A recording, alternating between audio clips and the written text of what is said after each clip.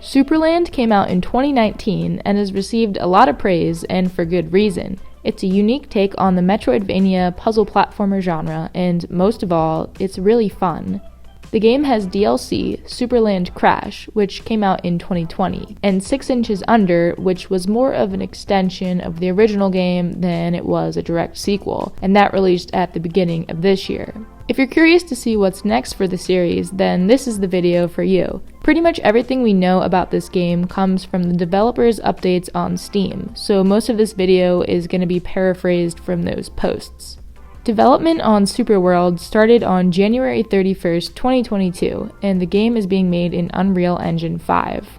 The code takes longer to make, but it's really clean and future-proof. But sadly, barely any bit of the game is coherently playable yet, as we're remaking the whole code and lots of fundamentals are still being worked on. Now, using Unreal Engine 5 is a pretty big deal. The transition to this engine means a lot of extra work for the developers up front, but a bigger payoff in the long run. And we can already see from the footage that this switch will definitely pay off. Although this isn't the actual gameplay that we're seeing and more of an asset showcase, the lighting and detail in the environment has been improved on a lot.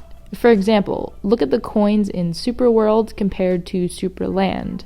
Another fun change is the yellow Easter eggs in place of the chests that were scattered throughout Supraland. And something you might have noticed is this game takes place inside a house. I'm wondering if this is actually the house that we see off in the distance in Supraland.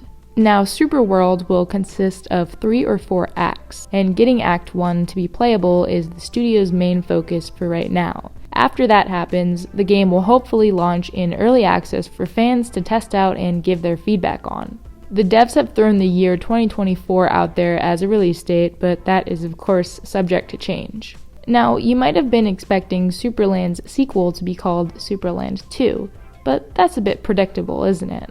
The reasoning behind this new name is to encourage new players to jump into the series without feeling like they also need to play the first title. For me, the name Supraworld makes the game sound bigger and more exciting. And maybe the world here actually will be larger because the Super Games team has expanded, which is great to hear. I know that some solo developers really take pride in doing everything by themselves. There's nothing wrong with that, but hiring more developers has obviously helped this series to grow much faster than it otherwise would have. As stated in one of the Super Games blog posts, throwing our ideas back and forth keeps making each puzzle better and better.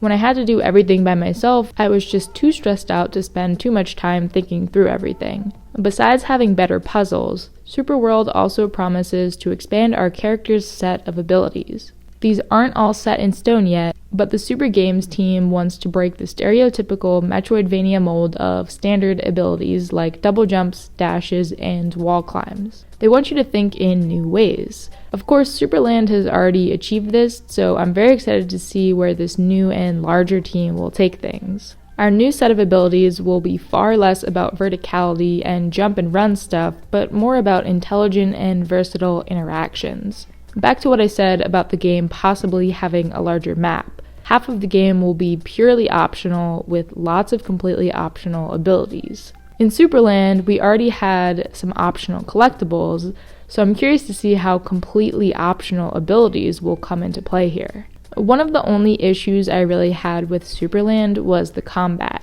It felt like something that was thrown in at the last minute, and it kind of hindered exploration, especially in the earlier parts of the game. In Supraworld, the combat encounters will be far more puzzly. Certain enemies only react to certain interaction types, not to others. It mostly depends on the materials they're made of. So fire works great against the paper enemy, but it's useless against the metal one. And there's also this corn shooting enemy. I really love the drawn-on faces we're seeing because they remind you that this game essentially takes place inside of a kid's toy box. Overall, it's full steam ahead for the development of Supraworld. The game's story and structure still need to be ironed out, but many of its elements like enemies and puzzles have a clear vision going for them. That was everything we know so far about Supraworld. If you want a sneak peek at the game's design process, then definitely follow Super Games on Twitter to stay up to date on fun things like repurposing this bush asset into clouds. Please give this video a thumbs up if you're as excited for this game as I am, and I'll leave you off with one final quote from the game's creator. "I'm totally obsessed with Supraworld and pouring my heart into it.